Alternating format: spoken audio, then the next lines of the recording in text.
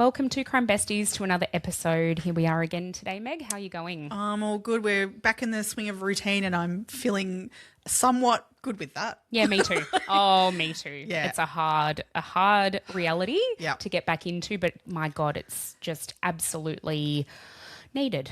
I wonder to myself sometimes, is it just that we want what we don't have? Like I know that when I'm stuck in this rut of routine, I get to a point where I'm like, give me holidays. And then when I come back to routine, I'm like, no, this is my safe zone. I need this. Yeah. I think as well, after 6 odd weeks off, that is more than enough. Like by the time the 2-week holidays come, the term holidays come, I'm like, I'm ready for a 2-week break. Yeah. By the end of the 2 weeks, we're good. Go back. I'm ready to start lunch boxes again. I'm ready to start the ferrying around.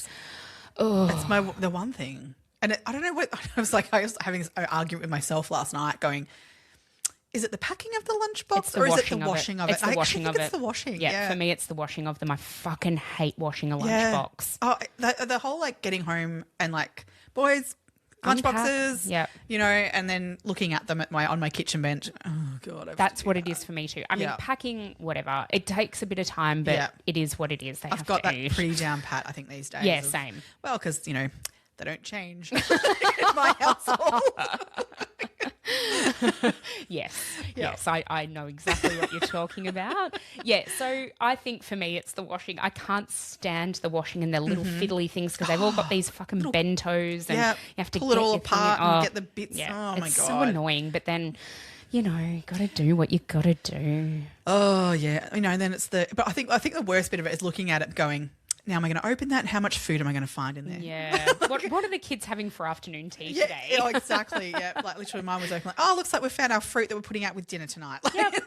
Yep. That's going to get eaten, guys. Yeah, enjoy. And it's been bashed around in your lunchbox all day, but tough shit. Well, if you ate it when you that's right. It would have been fresh and nice. It would have been good. This is really done to yourself. You know. Yeah, that's it. And as always for start of school in Australia, it is hot as balls. How was that 45-degree day the other day? Jeez, just mental. Yeah, I mean, thank God for air conditioning. I know. Peter and Ollie went on this full drive course last week. I think I might have spoken about it in last week's podcast, but they went away to basically northern Victoria and then over to the border of Victoria and South Australia in the desert. Yeah. To Big Desert, I think it was called.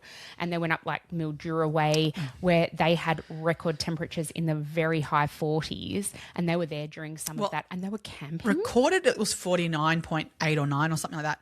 But people who live there were my temperature where I specifically was it was 51, 52. Yeah. I've seen people talking about. So crazy. It's it was insane hot. Yep. I have to say though, I actually don't mind it. What? It doesn't bother me. That kind of heat. It was dry heat. If it's dry heat, yeah. We've had humidity here this week and it's disgusting. I fucking hate humidity. Me too. I will take that 45-degree day dry heat over a 32-degree muggy day any day of the week. I actually agree with you on that. Yeah. I actually didn't mind the heat of also because we've got air conditioning everywhere. Yeah, I know.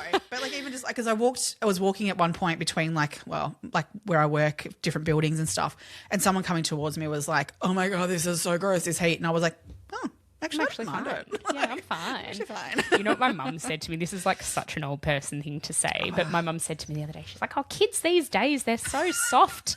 When we were at school, we had no air conditioning and we didn't even have water bottles. We just we didn't even have water bottles." And I send my kids to school with their Yeti water bottles that are insulated with ice. Their freezer pack under their lunch. That's right, exactly. I'm like, they're not soft. They're just accustomed to a more comfortable way of living. Yeah.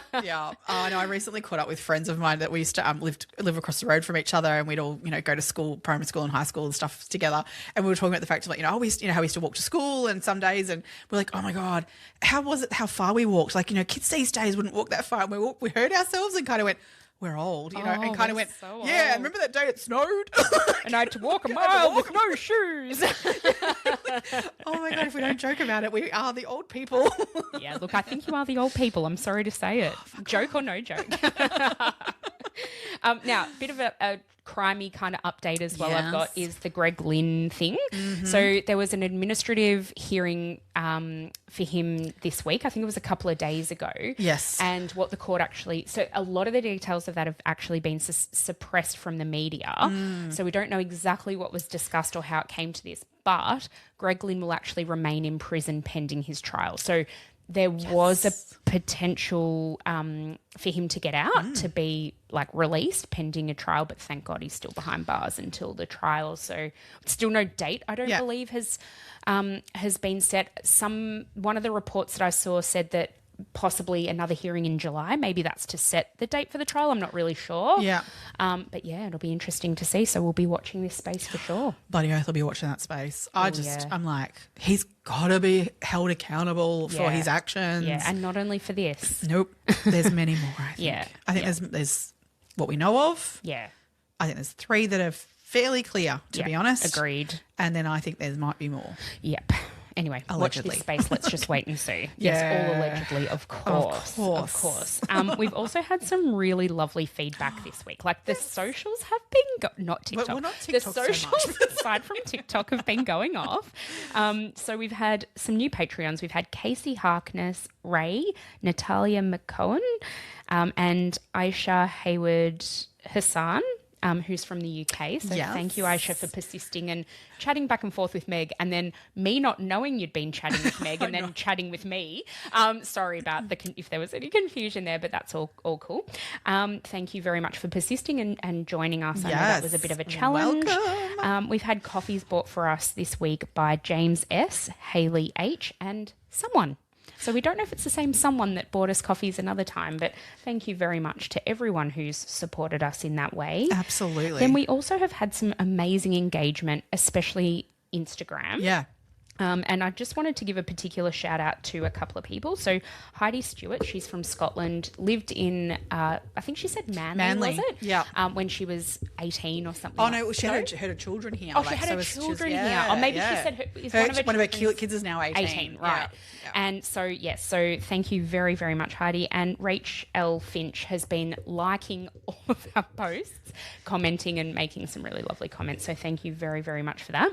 And just really quickly as well, I'm going to give a shout out to the guy who owns my BFT studio, Blake. A couple of mentions now, I think. Well, I'll tell you why, because so I was like, slogging it out on the treadmill the other day, and one of the trainers, Jess, she comes up to me, she's like, I've just moved an hour away. I've got an hour commute to get here. And I was just saying to Blake, I'm going to start listening to podcasts. And he mentioned yours. So Jess, I hope if you're listening, I hope you enjoy it. Yes. It's always more nerve-wracking, I think, when someone we know. That's what I say to everyone. Yeah. I'm like, I could not care less if people I don't know listen. And it's people I know, I'm like, oh, did I say something? Oh, What if I say something weird? Yeah, I mean, I know I say weird shit. Yeah, it's a given. It is a given. We're going to preface today's case by saying pronunciations of names we are not 100% on, so we're going with what we're going with. We're really sorry if we offend anyone with our pronunciation, but it is what it is. Yes. So today we're discussing the case. It is the murder of Vonne McGlynn, Vonne Isabella McGlynn, and this case happened in South Australia. And as you said, Meg, we have so many cases in SA that we really need to get our teeth stuck into. I feel like we're sheltered from it a bit here in Melbourne. We don't get that as much. And so, but there are some real interesting cases in South Australia. And this one is very interesting. It actually blew my mind. I didn't know anything about this before researching this. You tell yourself, no one wants your college-era band tees. But on Depop, people are searching for exactly what you've got. You once paid a small fortune for them at merch stands. Now, a teenager who calls them vintage will offer that same small fortune back. Sell them easily on Depop. Just snap a few photos and we'll take care of the rest. Who knew your questionable music taste would be a money-making machine? Your style can make you cash. Start selling on Depop, where taste recognizes taste. Where is Daredevil? I'm right here. Don't miss the return of Marvel Television's Daredevil Born Again. So what's next? I feel liberated. We're gonna take this city back. Over-medicated. In an all-new season, now streaming only on Disney+. They're hunting us. It's time we started hunting them. I can work with that. This should be tons of fun. Marvel Television's Daredevil, Born Again, now streaming only on Disney+. Yep. This was one that was suggested to us by one of our listeners. And when I took a quick little look into it to kind of go, oh, okay, like, is this one that we can get enough out of to like get an episode? Because sometimes there's just not enough to really get a whole episode out of, which we've talked about, maybe even combining a few of those to try and still, give them some airtime as well. But yeah, this one I literally was like Googled away a bit and then went, oh my God, yeah, we need to look at this. Yeah. I mean, there's not a huge amount out there either. And I found too something very interesting about this, that there's a lot of stuff that's been removed from internets and things like there's a particular TV show that was made about it that you cannot access anymore. No. So I'm intrigued as to why that is, because that series still exists on they're still not making it, but you can watch other episodes and I have watched other episodes of that same series, but it's episode 3 of this series and there's literally 1, 2, 4, 5, 6 and it's not there. I just found that very intriguing why that is. I don't know.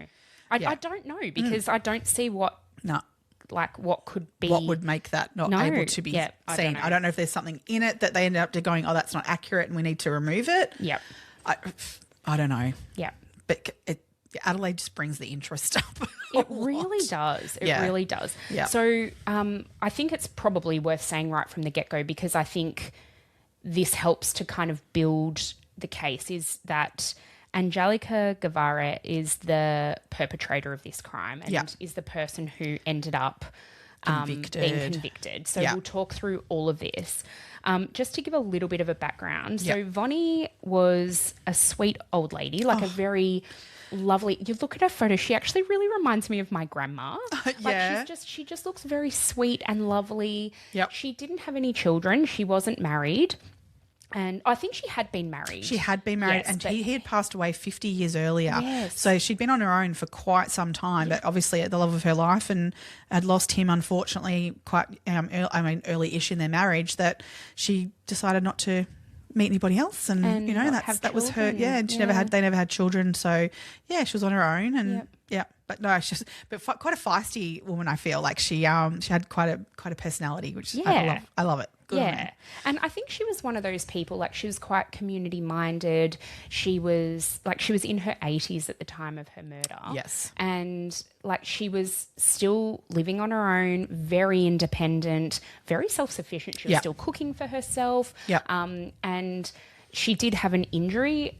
She actually broke a wrist, and, she had community around her and support around her. The only other living family that I could find was her brother Donald. So he lived interstate. And lived in Queensland, so he couldn't necessarily be there to help her physically, but I know they kept in very regular contact. They'd call each other. Well, he was the one who organised for her to have this Red Cross, what do they call it? Telecross, they called it, which I don't know if it's still exists or not. It does. If it does, I'm like, oh my God, that's awesome. I need to get onto that for people in my life that could do with that. And what it is that they do a regular phone call once a day between sort of the hours of 7 and 9 a.m. ish. They will call these people, and you can volunteer to this program to be the person who calls. And you just make a daily phone call to this person, and it's really just a well-being check that this person is, they haven't fallen overnight or something, or that they don't need support or help. But it's also just an avenue that this person can reach out to when they answer that call to say, actually, I'm not okay, and then help can be achieved for them quicker. Arranged, which within a 24-hour period, it's just a great touch base, I think, for families to know that that's constantly happening for them every day, that there's someone that will be making that quick phone call or on for a chat if they want. That's exactly right. That they've got someone to speak to every day. Yeah. Vonne also had a real passion for travel, and she was very well travelled. I think that was what she spent her life and her money and all of that doing. So, it goes to show she was a bit of a go-getter. She didn't just sort of sit at home and, was meek and mild. She would go out, get out there, and that's what she spent her life I love doing. that she was also described as being quite frugal with her money,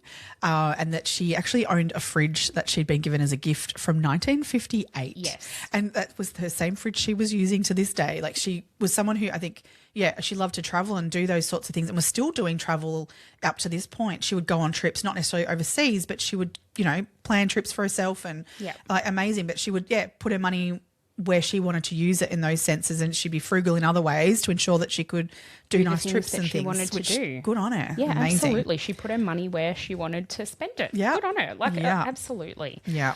And I also feel like that's really reminiscent of that generation as well. Like we call it, in our house, we call them biffles, buy it for life. So where you spend more money on something because you know it's going to last you maybe not 50 odd years, Yeah. but for a significant portion of your life. And I think if you ask my dad, nothing's made as good today as it was made back then. So she was one of those types of people too. Yeah. She really invested in the core things that she needed, and so Totally.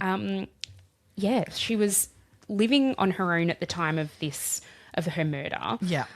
She lived in Selina Street in Raynella in South Australia, and as I said before, she had a really strong community around her. She had several neighbours who checked in on her, helped her. I mentioned that she fractured her wrist, and one of her neighbours, I think her name was Sharon, would take her to doctor's appointments and get groceries for her and just check in and make sure she didn't need any help. Mm-hmm. And her husband would do little odd jobs around the house for Vonne and repair things that needed repairing and help her out in those ways. She also had another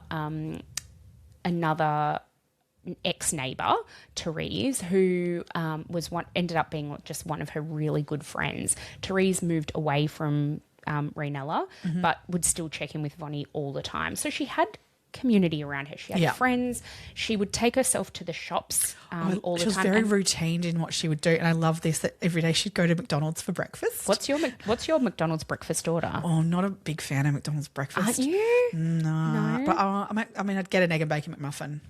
I always go an egg and bacon McMuffin, extra egg. One extra egg. egg? Yeah.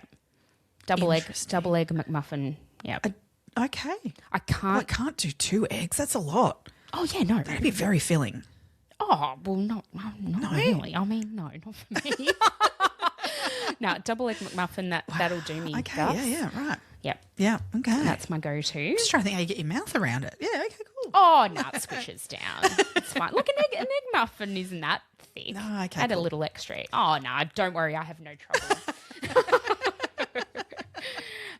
So let's have a bit of a chat now about Angelika and her background, and then we'll get to the timeline of events. Mm-hmm. So Angelika Gavare was born in 1975. Don't have an exact date of birth for her, but she was actually born in Latvia. Yeah.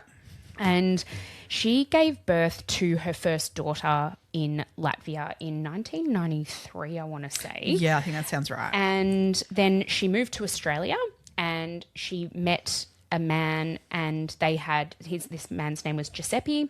They had another daughter together in Australia. I think it was about 2005, 6? I was going to say. 5 or 6, yeah, that something sounds around about there. right. Yeah, Yep. that sounds about right. Yeah. So basically, Yeah, she migrated here in 2001. yep, that's right. Oh, sorry, her first daughter was born in 1998. Anyway, 2005 they had their daughter. Yes, now that I'm reading my notes, that helps.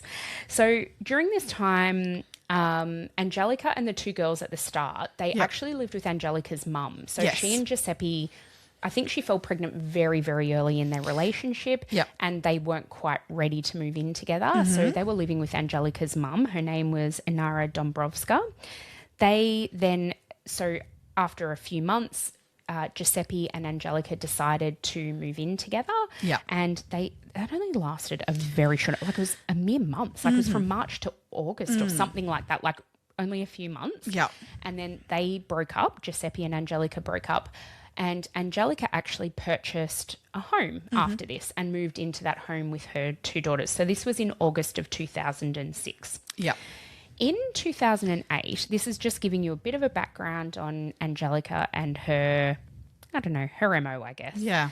She was working in a newsagent, and her employment there was terminated because she stole one of her co-workers' credit cards and was using it to buy all manner of shit.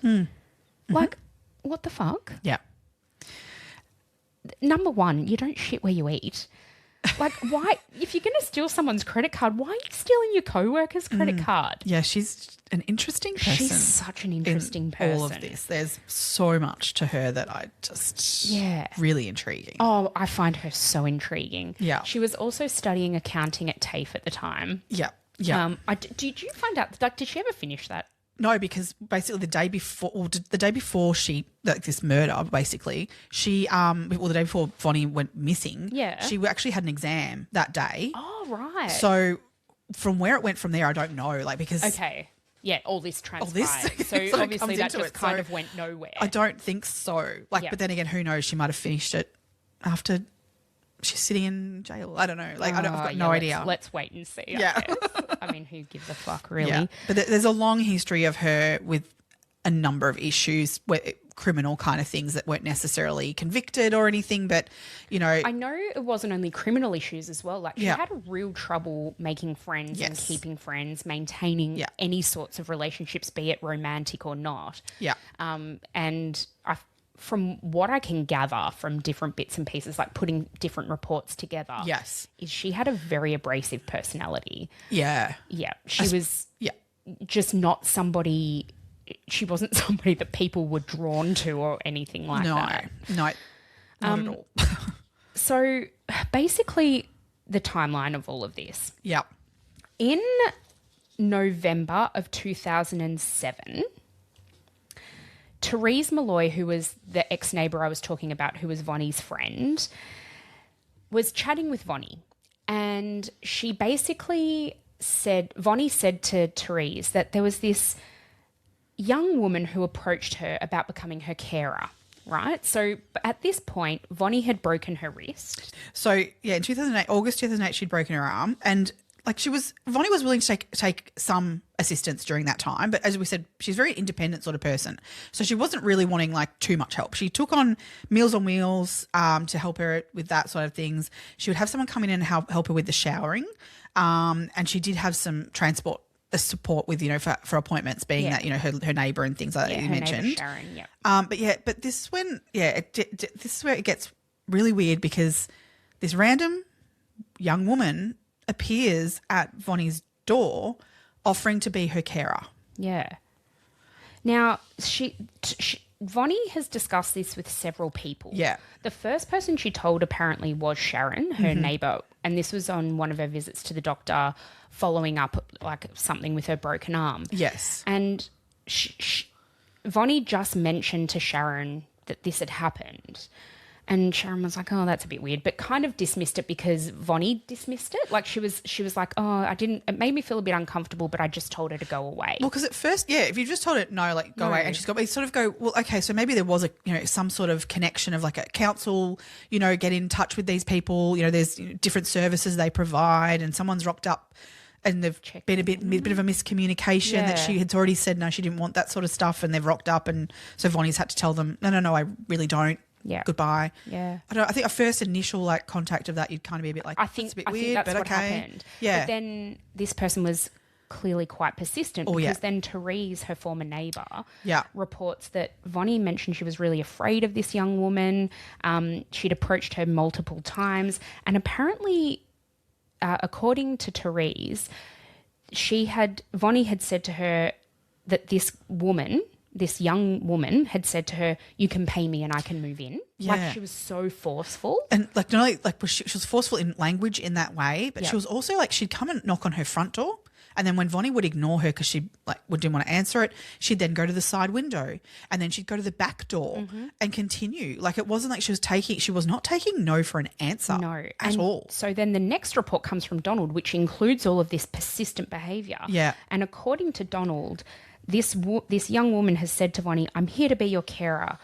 Vonnie said, no, I don't need one, thank you very much. Yeah. And she said, yes, you do. I'm going to do the job. Like, you're almost making it so that this poor old woman can't say no.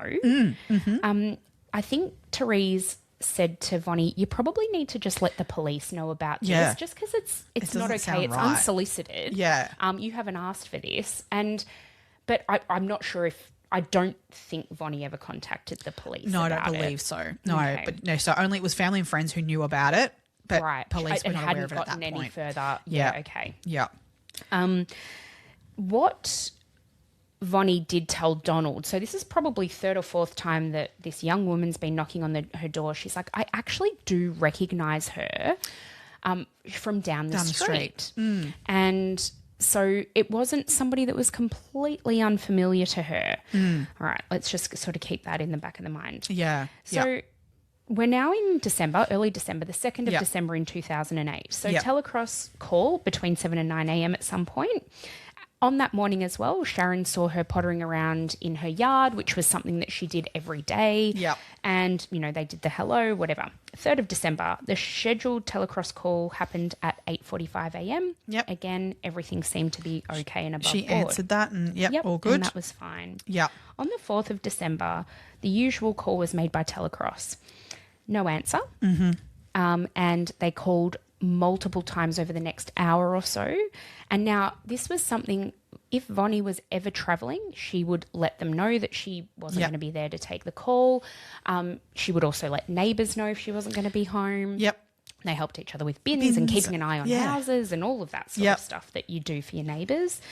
And anyway, so this concerned the telecross caller enough that they actually contacted the police straight away. Yeah, well, they have and like a wanted to protocol do- of like, you know, if they don't answer, they try again these many minutes later, and then if there's no answer at this point, then they contact police. That's just their it, protocol. for a welfare check. Yeah, yeah, To the police's credit, Yeah. they actually got to Vonnie's house at 8:26 a.m. 10:26 a.m. Yeah. So this would have been within minutes of that call coming through for a welfare check. And Yeah. I think that's brilliant. Yes. That is absolutely amazing. That is what should happen, because Lord only knows she could have fallen and broken her hip and She just could be been laying on lying the bathroom floor or something You and she just needs don't- help. That's Like- right. You just don't know. yeah. So they knocked on the door and no answer. So the constable who went there, Constable Riding, he went around the back and he ended up actually breaking a window so Yeah. that he'll gain access to the house. Yeah. When he went in, he noted that the house was very neat and tidy, but Vonnie was nowhere to be seen. Mm-hmm. Yeah. There was nothing really out of the ordinary. They noticed but- that there was a hole in the ceiling. Yeah, but it was where a manhole cover had been moved. Yeah. So it wasn't a hole, but it as was such, like yeah. the manhole cover into the ceiling moved. cavity had been moved And he also noted that there were a lot of plastic bags present. in one room Yeah. at the time. Yeah. Yeah. So again, in a house that's neat and tidy, that was just something that to him he went, Yeah. oh, that's interesting. Was it at this point or was it the following day that I think it was Sharon's husband or another neighbour? No, it was Sharon's husband. Yeah, I'm sure it was. And he noticed that some tiles on the roof looked like they had been moved. So he reported that to police the following day. That's I don't right. know when he noticed it though. Yeah. He might have noticed it that day. Yeah, yeah. I think he was So- out putting bins out and he realised that her bins weren't out yet. And that's when he sort of looking over to her house, saw these like tiles on the roof. A number of them, had been moved. So, Which, yeah. like, what? weird. That's weird. Yeah. So I think then the constable's gone back to the station and They been did, like, they did leave a card because at this Not point, yet. Oh, so they okay. went back to leave the card. So the sergeant, so this officer, he's broken a window, checked it out, everything's fine. He's just Yeah. left. Yeah. I think he's gone back to the station and told his sergeant what had happened. The sergeant's like, well, you've got to leave a card because if she comes home now, someone's she's broken gonna her think back someone's window. broken into her house. Yeah. So then the sergeant goes back and he leaves a card in the letterbox initially. Because I guess at this point, all they can assume is maybe she's gone shopping for the day. Yeah. And, and just not being there to make answer the call. You can't assume too much at this point. Yeah. But I guess you've got to assume a certain amount. Yeah. Like, do you know what I mean? Now, on this same day at 9:50 p.m, so I think Yeah. this was when the bins were being put out, the neighbours called the police again because they noticed her front door was wide open. Yes. Now, again, this is not something Vonnie would ever do. No. And so the 3 police officers attended, and again, really quickly, like hats off Yes. to SA Paul for this. Yeah. The house at this time, so noted that at 10:30 in the morning, the house was neat and tidy. Yeah. By 9:50 p.m. that same day, the house is in disarray. It looks like it's in the process of being packed up. Yeah. And there were plastic bags everywhere, full of shit, like not literal shit. It But was like as if it was being packed up. Everything was being like as if someone was moving, like Yeah. or going away or like, everything was, it was very But clear messy. to the attending police officers that someone had been in the house Yeah. between 10:30 a.m. and 9:50 p.m. Yes. But there was no one in the house that they knew of at the At time. that point. Yeah. Okay. So now on the 5th of December at 11 a.m., so this is the following day, the sergeant went back to check to see if the card that he'd left in the letterbox had been taken out. So had Vonnie come back Yeah. and realised what had gone on, taken the card out. What he noticed was that the card was still there. So he took the card out of the letterbox and he slid it under the front door. Mm-hmm. Okay.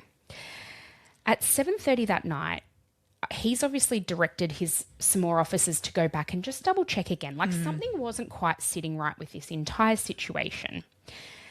Roger, who was Sharon's husband, he's the one who noticed the roof tiles had been moved. He asked the police at that point, can I repair them? Because I don't want there to be rain or I don't want animals to get in there and like ruin Vonnie's house. And also the back window too. Yeah, and board it up because again, that was open access to the house. Yeah, someone could now, if someone hadn't already, maybe someone else could break in like with this. Yeah. And the police were like, yep, that's fine. You can go and do that. Boarded up the window, replace the roof tiles, I guess. I mean, in hindsight, I'm like, reading this and hearing all this as I like research this, I'm going, it's a fucking crime scene. Contamination.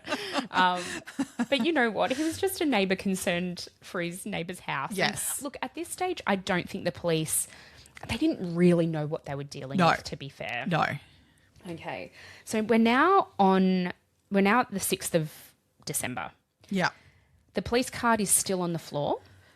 Okay, when they go back the next day. Mm-hmm. Then there's a couple of days there where the police don't attend. Then on the 8th of December, the police go back because, again, they still haven't had confirmation of a sighting of Vonnie and she's still technically like on their books as needing a welfare check. Yes. So that, you know. And that she hasn't been cited and ticked off, basically, that she's fine. Yeah. So the police go over there and they're like, I think we probably need to check the ceiling because we know there were tiles disturbed. This manhole cover on the inside of the house was removed, which is odd. They check the ceiling. There's nothing there. No evidence, nothing visible that they can see. Right. 9th of December. Yeah. This is where it starts to actually get interesting. Weird. Yes. Angelika took a power of attorney document, a signed document that was supposedly signed by Vonnie on the 11th of November in 2008 to the ANZ Bank where Vonnie held an account to withdraw $2,000. Is that right? $2,000. Yeah. Now, again, hats off to this bank teller. Yeah. Because the bank teller's like, I saw on the news the other day that Vonnie's missing and this woman's now trying to withdraw money from Vonnie's account. She calls the police in front of Angelika. Yeah. And it's like, here you go, you can talk to them. They were like, like he got on the phone to the cops. I love that. I love that too. Yeah. So the police are like, well, why are you withdrawing money from Vonnie's account? Where is she? Do you know where she is? Have you seen her? And she's like, no, I haven't seen her since the 27th of November, but she's asked me to do she's gone away. Yeah. She's asked me to do some renovations on her house. Renovations on her house while she's away. Mm-hmm. And that's what the $2,000 is for. Now, we should say, Vonnie was also expected to go on a trip in this period of time. Not on the 4th or the 3rd of December. I feel like it was more like a few 20th. days after. Yeah, like it was much after. It was a fair bit after. Yeah. So, yeah, she was planning a trip, but not at this point. And her family fully knew when her trips were planned. As did her neighbours. Yeah. So, no. So it just gets me. She's so brazenly like on the phone to these cops going, oh, yeah, no, I was told to do renovations. Yeah. And they're like, did you realise she's missing? And Angelika's like, no, didn't even know. The random teller knows that she's missing, but the person who's supposedly being told to do renovations at her home doesn't know she's missing. Yeah. So the police like, does this sound right? No, it doesn't. So we're going to follow this up a little further. Yeah. And they decided, so this is now on the 10th of December, the following morning, they search Angelika's house. Now, Angelika lived at 72 Scottsglade Road in Christie Downs, so not far from Vonnie's house. Yeah. What we do know as well is that in Vonnie Street, Angelika's mum also lived. Yes. Okay. They're all very close in proximity to each other. Yeah. That's just definitely worth noting. Yeah. The police... And Angelika's mum, we should say also, she knew Vonnie, like not to have a conversation with, but to say hi to, like in the street. Irina didn't speak English. No. So, yes, they knew each other by sight. They would smile at each other and wave and things like that. There was communication between them, but not conversation. Yeah, 100%. Yeah. Again, just very neighbourly and, all Yeah. of that. I think Irina had a Latvian family daycare. Yeah. So she had lots of kids around all the time and would be out and about in the community. So people did know her to look at her and wave and say hi and all of that sort of thing. Yeah. So the police, this is now on the 10th of December when they're searching Angelika's house, they suspected fraud because she's presented to the bank with what they're already thinking is probably a fraudulent document to withdraw this $2,000. The withdrawal never happened. She was not allowed to withdraw that, thankfully. Yeah. Not allowed to withdraw that, that $2,000 that... No. Should we also... I'm not sure if it was this early on that they realised this or not. Oh, no, probably not, actually. But what Angelika also did was she impersonated Vonne she called the Salvation Army to come and collect furniture. She impersonated her on the phone call to the council to come and collect hard rubbish. So... Yeah, there was being dodgy. Going on. Yeah. At Angelika's house, what the police found was interesting. Yeah. They found Vonne's pension card, this little Balinese table that was in Vonne's home, very distinctive. Like it's not something that you could just go down to Kmart and, buy the it was, dime a dozen. It was unique. And they did ask her, they asked Angelika, have you been overseas and, been to Bali or anything? She was like, no. But she's got these actual Balinese furniture that has come from Bali. A toaster oven that belonged to Vonne. Yeah. Vonne's passport, keys to her house, and many other little knick-knacky type items. Yeah, and lots of other personal documents. Yeah. So she had a lot of Vonne's shit. Yeah. The search history on Angelika's computer is also an interesting thing. Oh, yes. Oh, yes. She's a fucking... I love the way the cop said to her at one point, you've got a clear fascination with true crime. Yeah. I mean, don't we all? not to the extent. So she looked up like murderers, female murderers. She looked up DNA, how DNA works, how you leave DNA behind, how police can identify your DNA. Yep. She also searched and was on the land titles website for hours. Yeah. And how do you sell a home without a real estate agent? Yeah. How do you sell a home that's not in your name? No, she didn't actually search that. But I think that's probably what she was looking for. Yeah. And then she also spent some time accessing Vonne's ANZ bank account online. Now, as you said, you're right, it was around this time that she contacted the council and contacted the Salvos to pick all that stuff up. Yeah. Now... So, yeah, basically you're looking at someone who's clearly got an intention to sell that house. Yeah. Like she's clearing out the furniture. She's looking up Google the land searching title. things of how to sell this place. Like, what? Yeah, the police are like, what the fuck is Who actually is this going woman on and here? what's going on? It took them until the 6th of January in 2009 to inform Angelika that she was suspected in the murder of Vonne. Yeah. The way that this happened was the police went to Angelika's home, and Angelika's 2 daughters were home with her at the time. She called her mum, Irina, and she came over to look after the girls while what she suspected was Angelika was being questioned. Angelika told her it was because she'd stolen something. Yep. And which her mum was like, well, yeah, checks out. You've done that before. I 100% think that you would do that. So, it wasn't until much, much later that she realised exactly what the extent of this was. Yeah. Now, on the 23rd of Feb in 2009, the partial remains of Vonne's body was found at the creek that ran literally out the back of Angelika's house. Yep.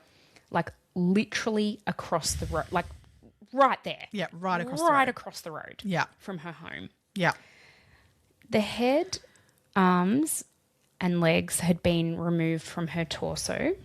The cause of death was unable to be determined because of the extensive decomposition. So we're talking 2.5 months from the time that Vonne disappeared until these remains were found. So extensive decomposition, especially when you consider the fact that it's over summer. Yeah. Adelaide's hot as balls. Yeah. And they also found at the same time pieces of a statue that had belonged to Vonne.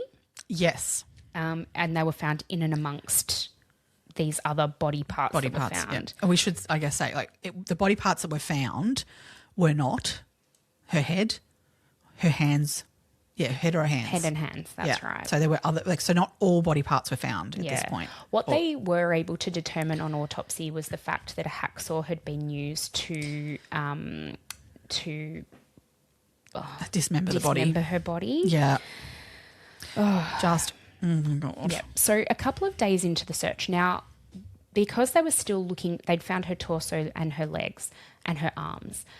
Because the police were still looking for her head and her hands, they were still searching along the creek. Yeah. And a couple of days after they discovered her torso, they found an abandoned pram. Yes. Now, this pram was hidden in scrub along this same creek trail, and the stroller was actually shown on the evening news that night. Yes. Because there was massive interest in this case in South Australia. I do not remember hearing anything about it here. But I don't think it was reported here, which is insane. Yep. So Agnes Dombrovska, who was Angelika's sister, was watching the news, and she saw that pram and she's like, oh my God, I recognise that pram. There was a piece on the back of it that, and you know, the like between the wheels, and we've all had prams in the past that, you know, like, and it had a little piece that had fallen off, like, and it still worked perfectly fine, but there was a little piece that had like come between those two and was dangling off. And this pram had that exact, like she could see it in the news that this had the same piece that was broken, like, and it was dripping, hanging down a bit, which, I mean, you can recognise a pram by brand and things like that. They all look very similar, but that was a really, you know, like distinctive thing that went, that is that exact pram. That's not just like, oh, that's the same pram that I've seen. That's that pram. Yeah. Ugh. Yeah. Because Irina had a family daycare, she had lots of prams at her house that she would then obviously use to take kids to the park and do all of those types of things. Yeah. And but her sister would often like borrow it when she'd go to her place or go to her mum's place, and she'd like borrow it to take her kids out as well. Yeah, so she'd used this pram and herself. I was going to say, she knew it. Yeah. She knew it. 100% knew that was the same stroller. Yeah. She then contacted the police and told them that. Yeah. Again, hats off to her. Yeah. That would be tough, a tough thing to do. But I wonder how much was she putting together? Like, you know? Well, I mean, at this stage, they knew Angelika had been arrested for something. Yes. They knew Vonne was missing. And the other thing that's really incriminating is the fact that Angelika had a conversation with her mum where she basically confessed to everything. Mm-hmm. Yeah. Yeah. And I don't know whether Irina had then told Agnes about this conversation, because from my understanding, I think Irina kept a lot of things to herself. Yes. Do you get that impression as well? I definitely do. Yes. And so, yeah, I'm not sure how much Agnes actually knew, but she was like, fuck this, I've seen that pusher. That belongs to my mum. Like, I'm calling the police about this. Yeah, good on her. The DNA... So the stroller was then tested for DNA. Mm-hmm. I'm assuming by this point the police are like, who knows what we're going to find? It's been sitting out here potentially for months. And it looked like it had been sitting out there for months. Like it was weather-worn and filthy. Yeah. They actually got DNA off the seat of that pusher that belonged to Vonne. Yeah. Yeah.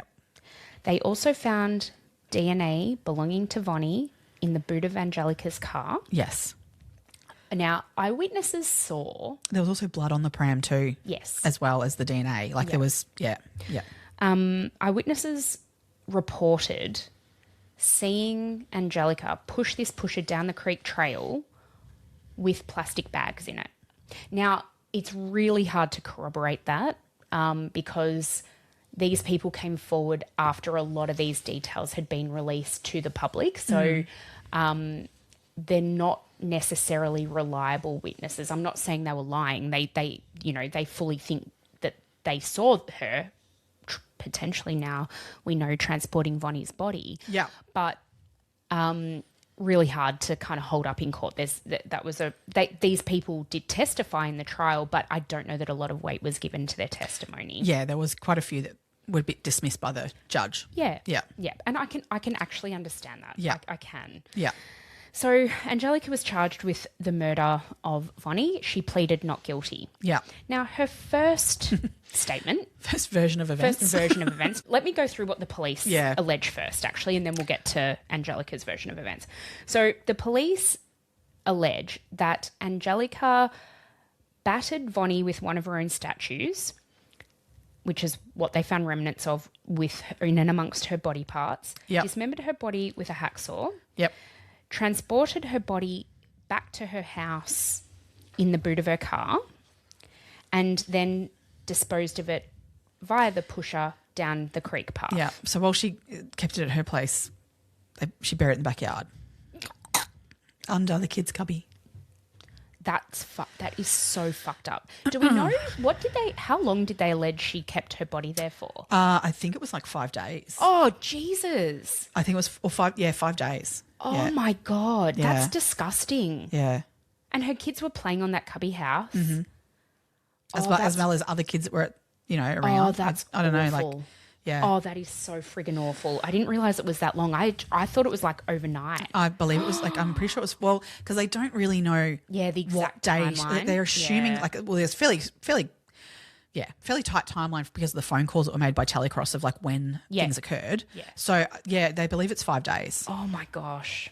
So the defense, basically at this stage, her defense is, I didn't kill Vonne. I just took advantage of her missing to get her money. Yeah, her words were, oh God, it was really awful. She's, oh God, there was a real quote from her interview saying, I basically took advantage of the moment and like sort of thought that that I could get something out of this. Yeah, they're the words she used. Yeah, that's exactly what it was. It was like, I could get something from this. Yeah.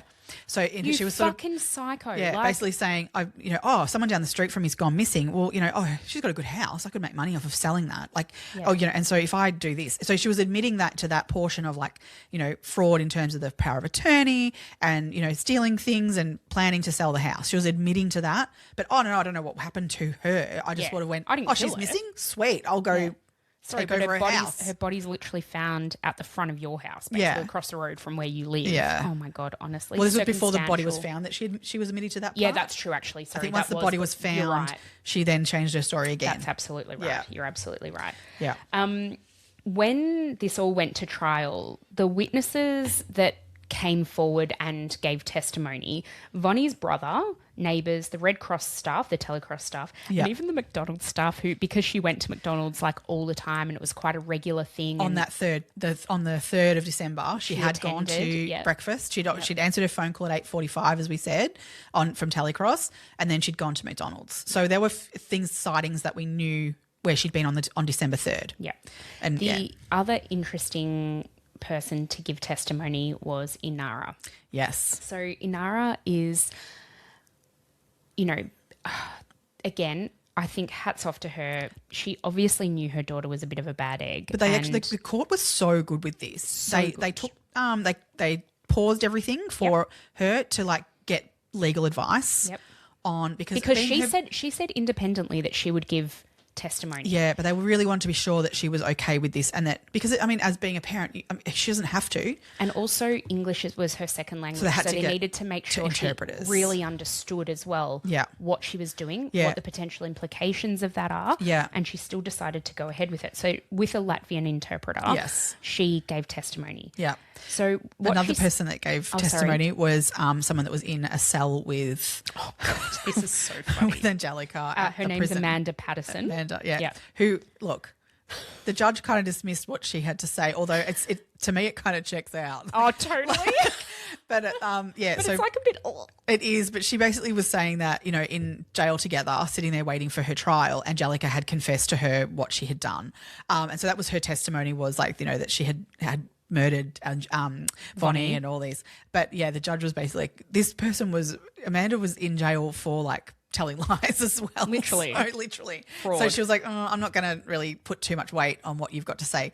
So as much as the court heard it, it wasn't really But do you want to know? into account. You want to know what like basically the biggest point of difference was about Amanda's testimony was that she said that Angelika told her that she got some kind of like sexual pleasure. That's right. Yes. From murdering this old lady. That's just so rank. So rank. Which Amanda was repulsed by, which she was kind of saying that I have to tell you this because this was like even for me. Yeah, I can't even handle this. Yeah. Which if that was said to her. Oh God. But then again, you've got to take either way. I don't know. Yeah, don't know. Whether that or not, the part of it that I can come at is that Angelika did it. Yeah. Like, Well, so let's get to Inara's testimony. Yes. So Angelika's mum testified about a conversation that she had, which I alluded to before. But she basically said that Angelika told her that she got into the house via the roof when Vonne went to Macca's for breakfast that morning. Yep. She waited in the roof cavity so until... which goes to the fact, like, it's like Premeditation. Angelika, well, premeditation, but not only that, she has stalked her because she has watched her behaviour and gone, I know that roughly this time every morning she goes to McDonald's for breakfast. I can go hide in her house. She literally said that to her mum. She's like, I've been watching her. Yeah. That was a direct quote. Yeah, that's just... So she said that she made Vonne unconscious and left her. Made her unconscious. Now, I'm assuming that's where this statue came into play. Yeah. She came back later, wrapped her in plastic and put her in the boot of her car and transported her, as you said, to her backyard. This is all Inara's testimony. Yeah. Inara saw on TV that Vonne was missing and that Angelika had tried to withdraw money from her account. And this is where Inara put all of this stuff all together and was like, holy fuck, my daughter has murdered an old lady. Yeah. She then tried to backtrack on that confession, as in Angelika to her mum, tried to backtrack on that and was like, oh, I was only joking. It wasn't for real. I was just saying what might have, what might have happened. Like, I could have done that. Yeah. The judge, so this is all, again, still all part of Inara's testimony. The judge described Angelika's backtracking as damage control. She was just trying to, absolutely keep her own best interests at heart. So by the time Angelika decided in her own trial to give testimony herself. Now, to me, this speaks to a narcissistic personality type, doesn't it? 100%. I don't know that there are many people that will get up at their own trial who were not narcissists. Agreed. That's what I think too. I'm like, who the fuck would do that? Also, I found really interesting. The judge made a comment in his sentencing. So this is getting a bit ahead, but he made a comment in his sentencing where he said that she had the best lawyers money could buy. Yeah. Where did she get that money from?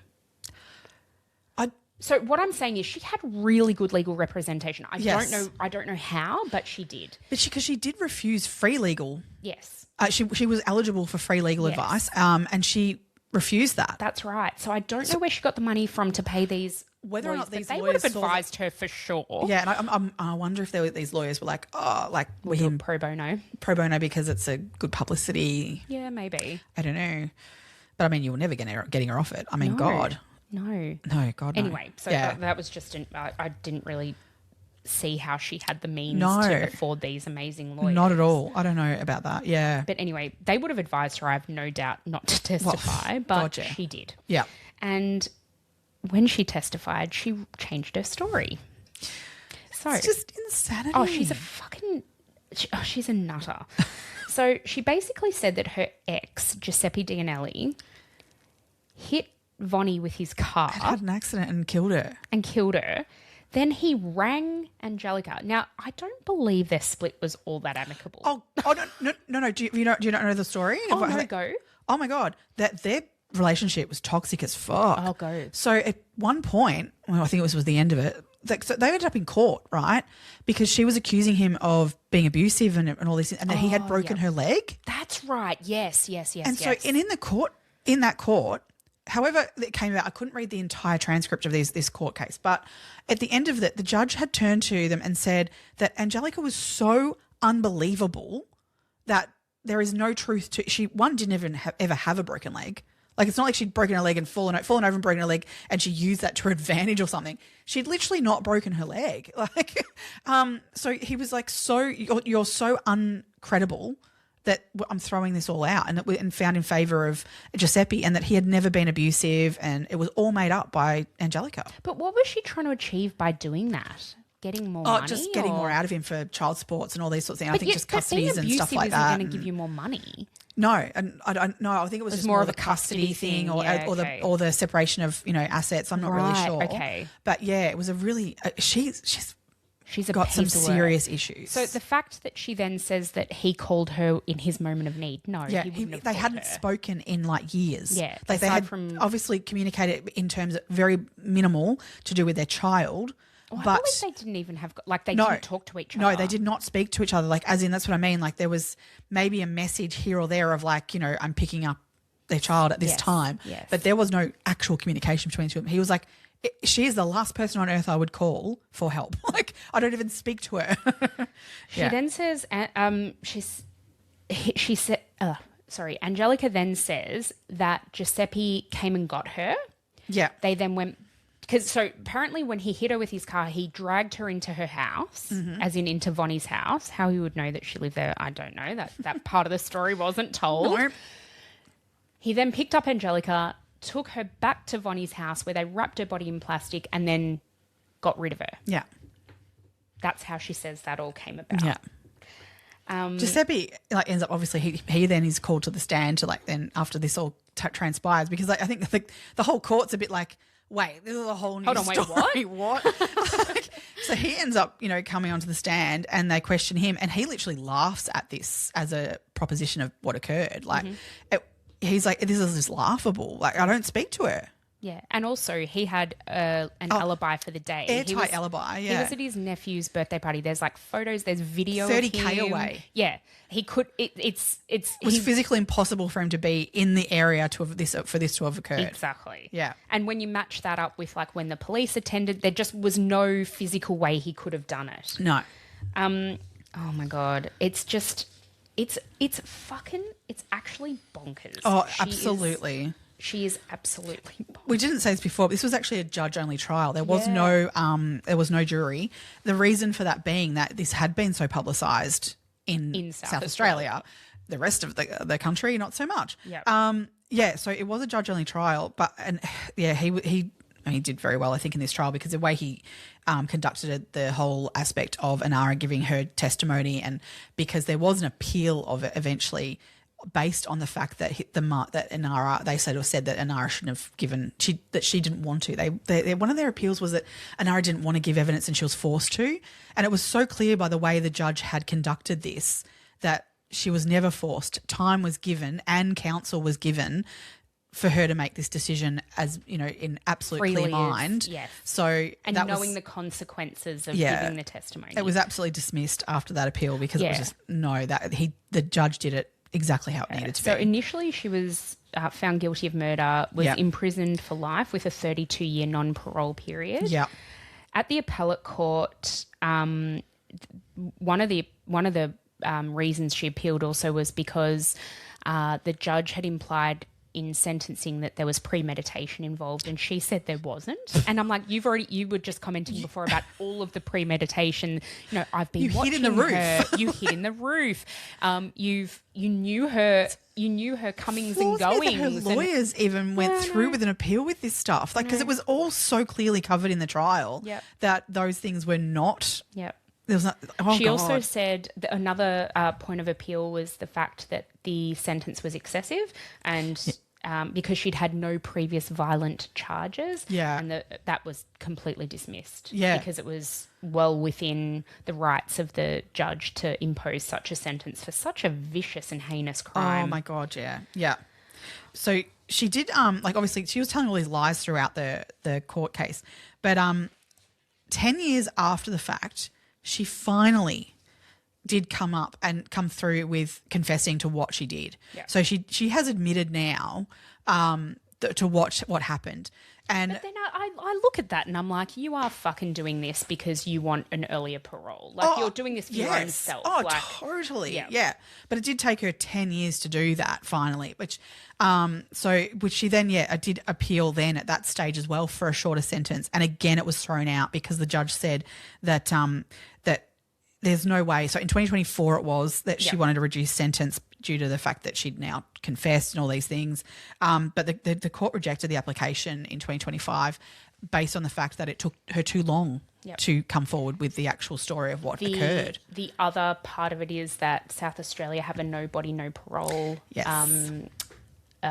What's the word I'm looking for? No body, no parole Yes, you don't get parole. Yeah. That's it. Yeah. And because they still to this day haven't found Vonnie's head or hand. She's admitted to people saying like they will never find them. Yeah. But she won't tell anyone where. So this is the thing. So she's not eligible for parole because Vonnie's full body hasn't been found. No. So she's now confessed to the fact of like all like those steps that she took on the day. Yeah. Other than telling people where the rest of her body is. Yeah. Like what the fuck? Like it's so fucked up. Yeah. Why not tell her family where they can find all of her? Like that it feels so gross. It feels yuck. I mean, it's so yuck anyway, but absolutely. It's just that like extra bit that she's just got over them, isn't it? Again, it speaks to the narcissism. Like, I know something that you don't know. Exactly. Yeah, it's holding that over everyone and being in control. All that I can think of that is, thank fuck, the only good part of that is, she's not getting parole. No. She's not getting parole. That's great. She shouldn't be. No. So let's go with that. Yeah. Oh, totally. No, she has not been the model prisoner. No. Our Angelika. Oh no. She will not be prosecuted over this alleged assault, but she is alleged to have assaulted Ashley Polkinghorne. So she's the Adelaide mother who's in jail for the manslaughter of her daughter Chloe Valentine. Do you know this case? Not well, but I had heard of that one at least, whereas I hadn't heard of Oh my God, Gavare. this just... anyway, this woman and her partner put their 3-year-old child on a 50-kilogram motorcycle and made her ride it around. And there's videos of it. It's absolutely horrific. Horrific. She crashed into something, the motorbike fell on her and she passed away. It's just horrific. But apparently in prison, these two don't get along very well. And, Angelika apparently allegedly bashed the shit out of Ashley. And, there's no charges have been laid for that. But I believe she's not the model prisoner. She is getting herself into trouble a lot. Yeah, she's been described by people in the courts as well as by prison guards, etc., and people that have dealt with her, whether it be like psychologists and things like that. Yeah. There's a few things that she's been described. One being remorseless, the other dangerous, and another that I found interesting was manipulative.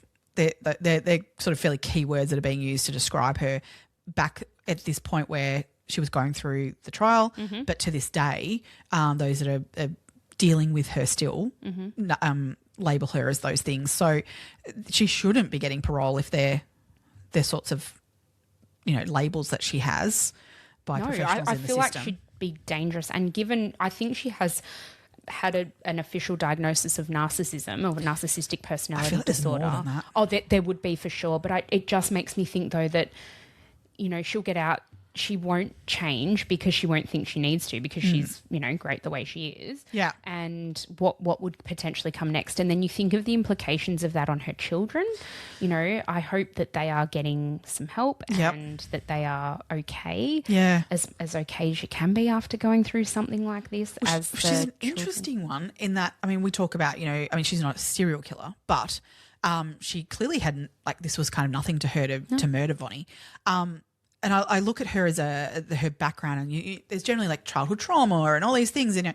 But it sounds like her mum and her sister were all very typical citizens, law-abiding. Absolutely. Her mum being she worked with children and things like that. Caring, nurturing. Clearly had enough nous about them to kind of go, no, there's something actually wrong with our daughter, sister that we still need to be law-abiding and we need to actually go against her and report these things and stand up for what's right for Vonnie. And to me that says that this family, she was raised in a good family from what we can gather. Maybe there's stuff out there we just don't know, which is very, very, very possible. But from on the surface, you kind of go, where has she come from? And that's the thing, with cases like this, I think to myself, Angelika would have been dropping her kids at school, chatting with mums and other parents at the school gate. Yep.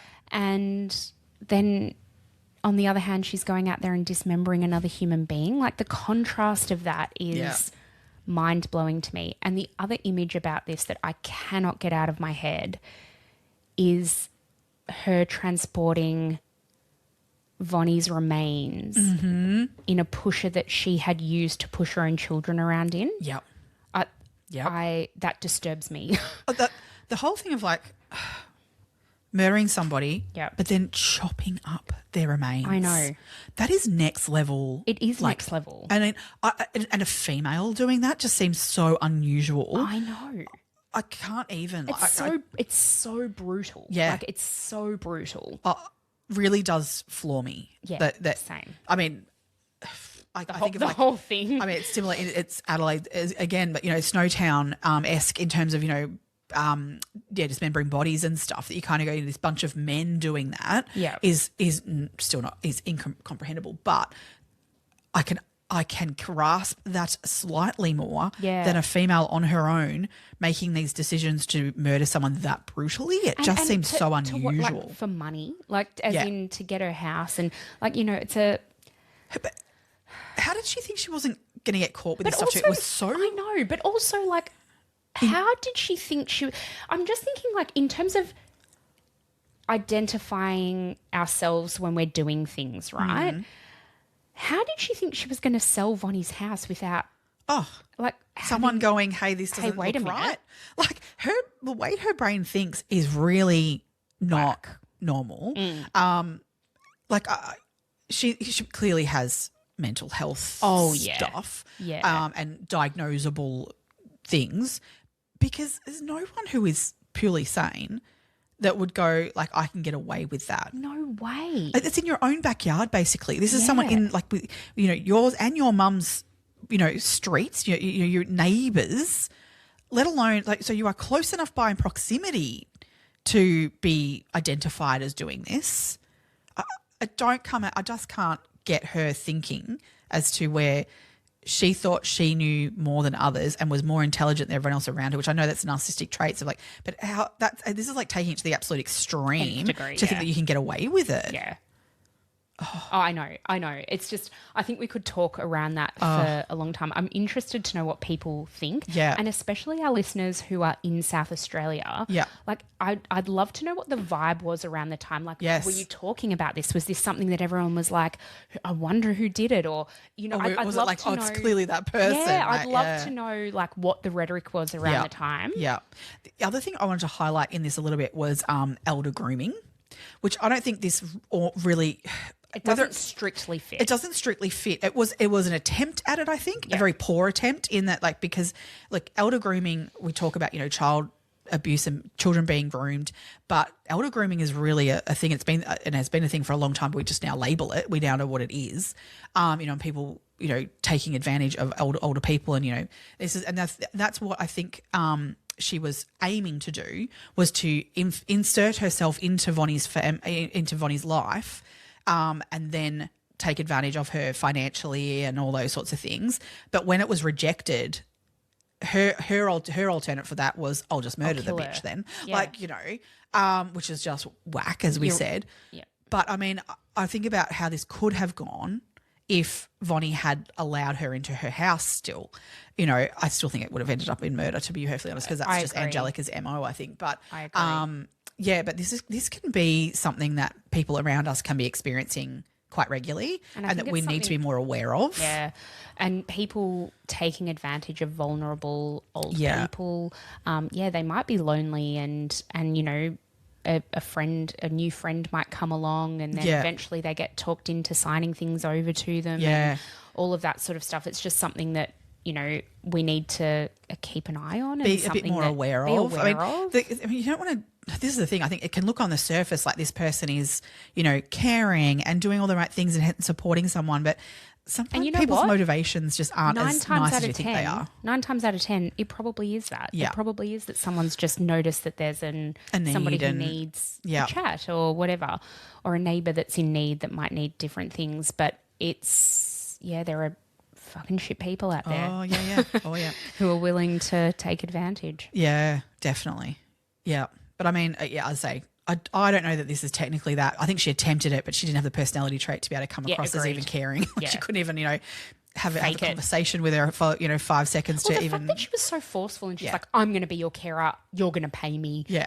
Let me in. I don't know. There's too many people even, you know, in our elderly, vulnerable community that would kind of go, oh, okay. Oh, okay. But I mean, you never know. Like some people might go, oh my God, I'm supposed to. Like I'll let Yeah. this person know how. Like, And as you said earlier, actually, you were like, oh, you know, maybe they could think, oh, maybe the council has sent this person. Maybe Yep. maybe the Red Cross have sent this person. Like, Yeah. And if you didn't know and you are vulnerable and you don't. And the other thing is, I think, like generationally, older people may not question things the way Yeah. that we do Yeah. now.